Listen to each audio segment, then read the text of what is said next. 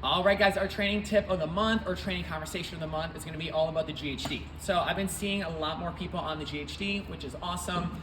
There's three things that I wanna talk about. That's gonna be one, respecting the GHD, two, how to set up the GHD, and then three, how to execute the GHD. Okay, first things first, when I talk about respecting the GHD, it's more so respecting the damage that comes with the GHD.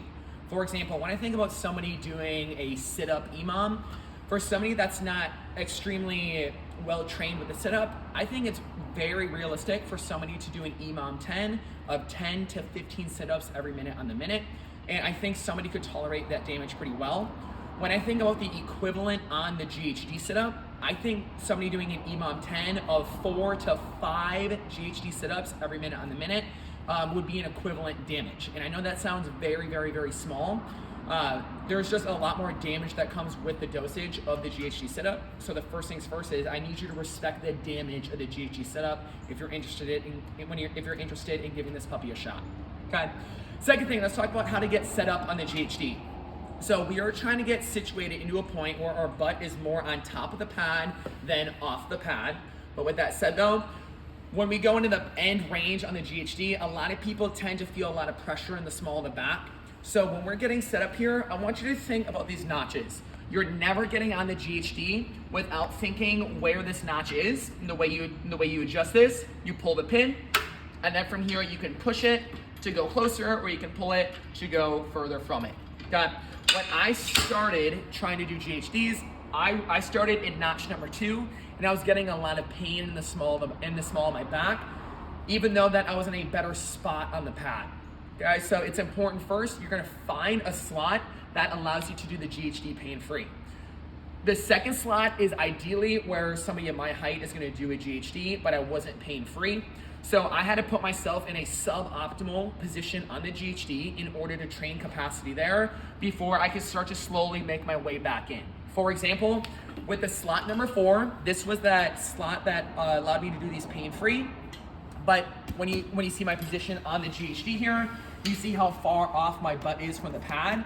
This is going to be really inefficient on the GHD, but this took a lot of the pressure off the small of my back. So my attitude around this was, I'm gonna build some capacity here, and then over time, I'm gonna start to move my slot to number 3, and then from there, move my slot to number 2. After a few weeks in slot 4, after a few weeks in slot 3, I was able to get to slot 2 pain-free. Okay, so now when we start to look at the GHD setup, let's talk about how we do it. It's important for us to maintain some sort of brace as we're doing it. I don't want to see people going back on the GHD and almost going limp in this back position, flaring my rib cage open, feeling that pressure on the small of my back, and tilting my chin. These are all no-nos when it comes to the GHD. So we're trying to make sure that we're finding ourselves in a way where we have some compression happening here.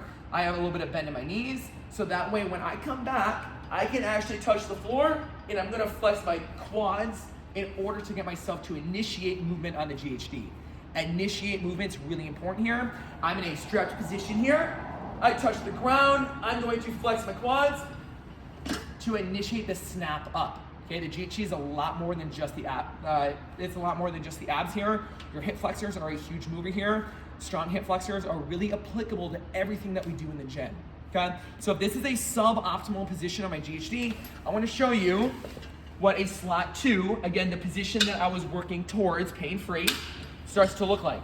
My butt starts to be a lot higher up on the pad here. Guys, so now in this position, I still rock back, I touch the ground, I flex the quads, tap the pad.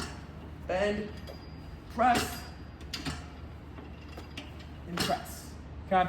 So these are going to be the things I'm going to be looking for when we think about executing on the GHD. You have the flex of the quads, I have some sort of brace, and one more hot tip here is going to be to not snap the head up when we're doing it. For example, looking behind, I don't want you to open the chin back here and then close the chin up here. It's extremely disorienting. So what am I gonna do? I'm gonna pick a neutral position. My chin almost stays fixed. So if I'm looking up at the fan right now, I'm still looking at the fan from start to finish, okay? If you're interested in trying the GHDs in class, come and talk with a coach. We're gonna help you guys get set up.